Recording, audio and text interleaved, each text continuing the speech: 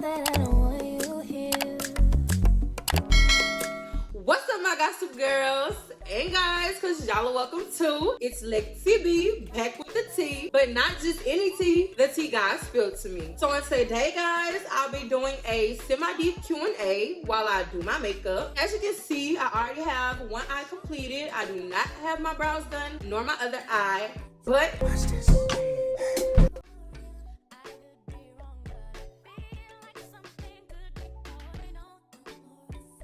Period. Okay, y'all, so now we're about to get into the Q&A. What made you start your YouTube channel? So I always knew I wanted to start a YouTube channel way back in 2018. But the thing about it, I never knew what I wanted to do on YouTube. So something I would always do, I always pray for God to make me different. Do a thing in me that he hasn't done to anyone else. Do something in me that nobody has ever seen. Like, I really like to be in my own lane and not conform to the world. When I finally found my niche and I found my passion in makeup, I knew I wanted my YouTube to be about makeup, and I also knew I wanted to help other young adults my age as well as spread the goodness of God. So when it all kind of came together in one, glamour and gossip, I was like, okay, this is the moment. Like, we're on the road now. What are your aspirations? I aspire to inspire. I aspire to not just exist. I want to live a purposeful life before I leave this earth. I also aspire to leave my mark on this earth, break out of generational curses. So I want to bring that into my future, onto my family's future. I aspire to accumulate generational wealth, to take my YouTube to the next level. The list can go on and on. What is your biggest regret? Honestly, letting my fears and my doubts control me. It's so much that I wanted to do. Not saying I can't do it now, but thinking back way back when, it's so much that I wanted to do, so much that I wanted to pursue, so many opportunities that I did not do because I let my fear get in the way, and I let my fear and my doubts make me feel like I couldn't do it. And if I would have knew back then that God does not give us the spirit of fear, but of peace and a sound mind, I would definitely have went after much more. But I'm happy that I'm here at this moment right now, because if God is in it, there's nothing that you can't do, and I live by that. So anything that I want to do in this lifetime, nothing stopping me but me, and I'm definitely gonna go after it. What has inspired you to become the woman you are today? So growing up, I was raised by a bunch of strong women. Watching them not let the eyes define them, going after whatever it is they wanted. All of that was instilled into me. So anything I wanted to do, I knew it wasn't gonna come easy. I knew I was gonna have to work hard and put my best foot forward and do whatever it is that I had to do to get to where I wanted to be.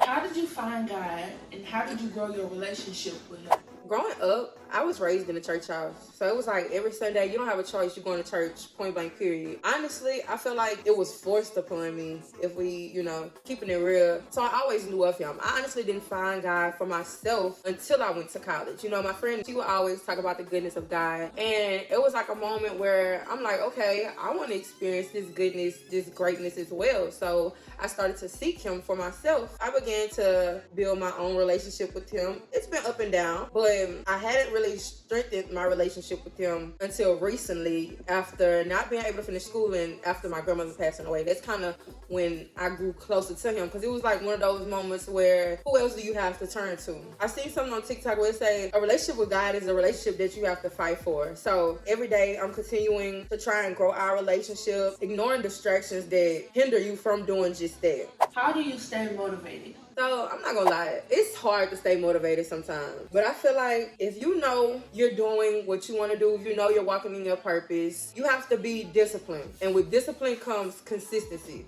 So on the days, even when I'm not motivated, I know the goal that I'm trying to reach, so I record anyway. I think of ideas anyway, I still do what I need to do pertaining to my business or my goal. What did your life look like 3 years ago? 3 years ago, I feel like I was all over the place. I didn't know myself. And when you don't know yourself, you just accept anything. You befriend and deal with anybody. Because at the end of the day, y'all both just two lost souls roaming the earth because y'all don't know what it is you want for yourself. I lacked boundaries. I didn't really have much of a purpose, just existing. Trying to figure out myself, trying to figure out what it is that I want in life, what it is that I want to do in life. What is something that your current friendships taught you? So I have great friends. My current friend friendships teach me what genuine, true love is, what it is for someone to truly accept you and love you for who you are, no matter what it is you're going through, no matter what kind of day you're having, what it is to be held accountable. And lastly, it has taught me that genuine friendships are rare. What advice would you give to someone who's healing? I would tell them that healing is a journey. Some days you're gonna feel like you're going forward. Some days you're gonna feel like you're going backward. Some days you're gonna wanna cry. And some days you're gonna be the happiest person in the world. Not only be patient with yourself, but be intentional with your healing. For example, healing from a relationship. If you know you truly wanna heal, then you can't be checking their page every day, seeing what they're doing. You can't be rereading old text messages. We all done it before, but that's what I mean by being intentional. If you know that doesn't serve your healing process, then don't do it. And I know it's gonna be times where you feel like, well, how long I'm gonna keep having to walk this tunnel till I get to the other side? But it's a journey. You have to look over your journey and see how far you've come. Because looking from the outside in, it'll never feel like you're getting anywhere. But once you finally get to that point, you're gonna be grateful for the journey, because I'm sure it's taught you so much. And I'm sure during that time you've came to learn so much about yourself. You gained so much strength, so much wisdom. Just stick it out and watch the better woman or man you become after your healing journey. What title would this chapter of your life be called? And if it was a song, what would it be called and why? So I would have to call this chapter of my life Tunnel Vision. And I say tunnel vision because I have some goals that I'm trying to reach, and I don't see nobody but me. I don't see nothing on side of me. I see in front of me because I'm trying to get on the other side of the tunnel, and I see behind me because sometimes you might not think you're going anywhere in this tunnel, but when you look back over how far you've come, it just gives you that motivation to keep going forward. If I had to title this chapter of my life a song, I would definitely say Wins and Losses by Meek Mill. And I would say Wins and Losses because in a song he talk about, like, when you have a certain dream that you want to reach, you have to dream the dream. You have to feel the dream even when it's not tangible. You have to eat the dream. You have to see the dream even when nobody else can't see the dream. That's where I'm at right now. Following my dreams. Even if people around me don't see where it is I'm going or what I'm trying to get to, I already see it. I got this planned out. I'm in this with God. I know we're going to get there. So I'm tunnel vision. I'm just rocking with it till I get to where I want to be. And even then, I'm still rocking. How would someone describe you to a person who doesn't know you? The chocolate, pretty, outgoing, down to earth, don't take no real genuine, give the best advice. You know, Lex. What's a piece of advice that has always stuck with you? So I'm a very emotional person, and I was at a point in my life where I took a lot of things personal. But something that has always stuck with me was life is 10% of what happens to you and 90% of how you react to it. And when you truly believe that no matter what goes on, no matter what happens to you, that God will work it out for your good, there ain't no need to stress about it or worry about it. Because at the end of the day, even your losses turn into wins. What have you tolerated from people in the past that you no longer have space for? I no longer have space for inconsistency, disrespect, one-way friendship, dead weight. If we're in each other's life some way, somehow, we should be able to add to one another's growth. I'm learning from you, you learning from me. We should be able to pour into one another's cup. What are you proudest for saying no to recently? Saying no to my fears and feeling inadequate to do stuff. Really going after what I want to do for myself. Like, really going after my dreams. I'm proud of myself for truly believing that if I could dream it, then I could believe it and I could get it done. How do you feel?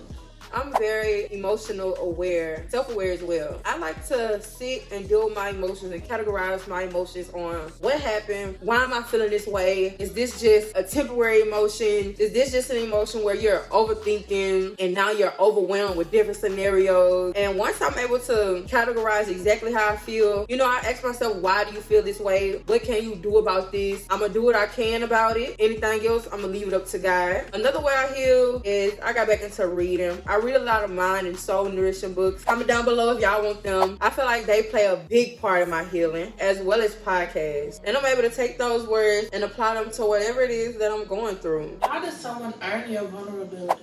By making me feel like I have a safe space to talk to you, free of judgment, knowing you won't go and tell the next person what it is that we spoke about. Someone who's vulnerable with me, that also makes me feel comfortable. Like, okay, if you're able to dig deep enough within yourself and express to me how you're feeling, then, you know, why should I feel like I can't do the same thing? What is the best thing you've done for your mental health this year? Definitely getting back into that gym. I don't care if I'm mad, sad, depressed, put all that negative energy into my workout, and I'm coming out a better person. I'm happy like ain't nothing ever happened.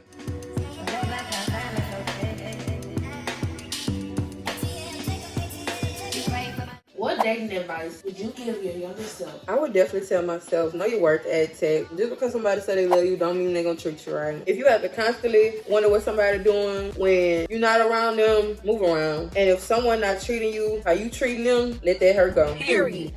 What lesson took you the longest to unlearn? Confronting someone when you have a problem does not make the situation worse. In fact, it solves it quicker than the scenarios or the situation that you sit around and play in your head. I always say, address the elephant in the room or carry the weight of it. Why sit around and stress about and worry about how this gonna happen, or continue to let whatever it is bothering you build up and build up, when you can just simply go to somebody with respect and address the way you feel. I'm not really a confrontational person. I used to say I don't like confrontation, but I take it there. You know, if I have to, I'm at the point where I'm not even taking it there. If you mad, you just mad, go sit in the corner, be mad. If you ain't touching me physically, or if it's not life-threatening, then it is what it is.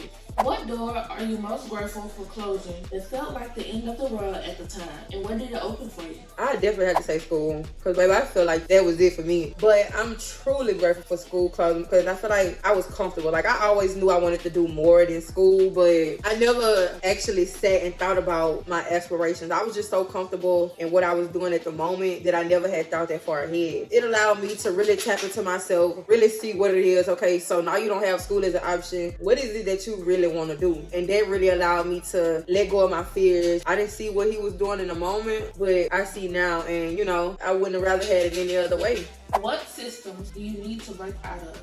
I watched this Sarah Jake sermon where she was talking about a lot of times we get a devil too much credit when it's really us. We done equipped so many systems over the time, the devil don't have to do nothing. So some systems that I know for sure I need to break out of are self-sabotage, for one. I feel like anytime I have something good coming or something good planned, I feel like I always think about after that comes, and it's like, oh, you're excited right now about this and that, but once it comes, then what? And I said I want to get out of there because that's just me not living in my present moment. Another system that I need to break out of is always planning my defense. I feel like I make up these scenarios on some kind of, if this happened, I'm gonna say this. If this happened, I'm gonna do this. Like, what's the point of doing all that when you could just live in your present moment and deal with things as they come? If you need the words to say, you can ask God for what to say in the moment. But why sit and stress about different things that's not even happening, that most likely will not happen? What do you understand about love that you didn't before? I understand that love is genuine, love is patient, love is kind, love is respectful, love is risky, love allows you to be yourself. Just because you love somebody or somebody loves you, it doesn't mean you have to be around that person or you have to deal with that person. A lot of times you have to love people from a distance, and that's okay. What promise do you want to keep to yourself this year?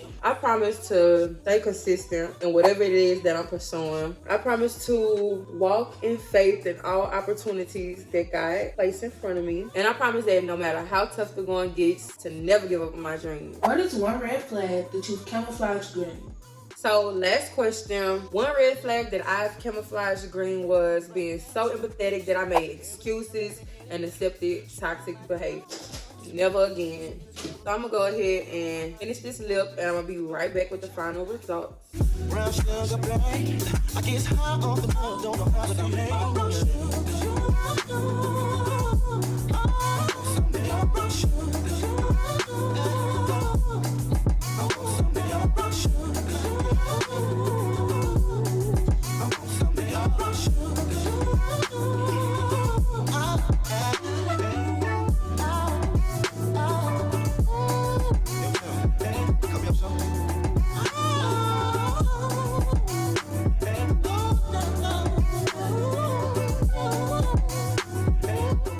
Okay guys, this is the final look. And as always, I'm gonna insert some videos so y'all can really get into it. Thank you so much for watching this video. Make sure you like, comment, and subscribe, and turn your post notifications on so you're notified every time I drop a video. Feel free to let me know in the comments what else it is that you want to know about me, and how would you have answered some of these questions. Until next time.